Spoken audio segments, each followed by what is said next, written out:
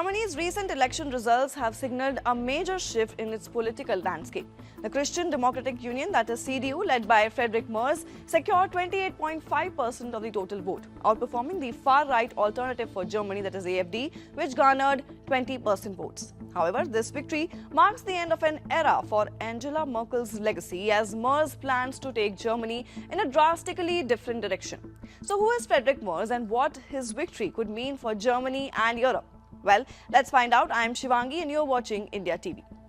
Who is Friedrich Merz? Born in 1955 in Berlin, Germany, Friedrich Merz has been a long-time member of the CDU as he joined the party in 1972.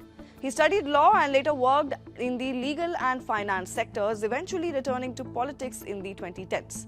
He became CDU's national chairman in 2022. Now let's have a look at his approach to migration and security. A key issue Merz must tackle as Chancellor is Germany's immigration policy.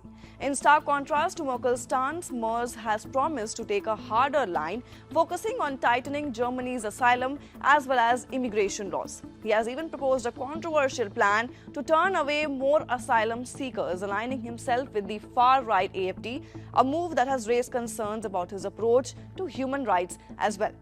Then we also have to look at the Europe's new path, wherein we'll talk about independence and defense. Well, Merz's vision for Europe involves reducing reliance on the US for defense, especially in light of Donald Trump's unpredictable policies. He has advocated for increased collaboration with the UK and France to strengthen Europe's nuclear as well as defense capabilities.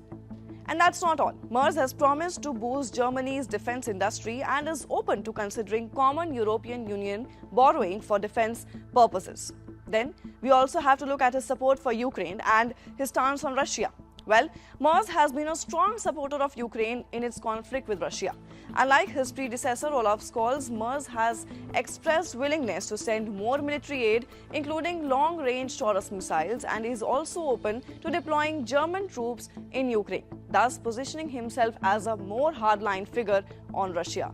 Further, his government is also expected to place less emphasis on climate change, prioritizing economic growth over strict environmental regulations. Overall, with Friedrich Merz at the helm, Germany is poised for a new era, one that breaks away from the Merkel legacy.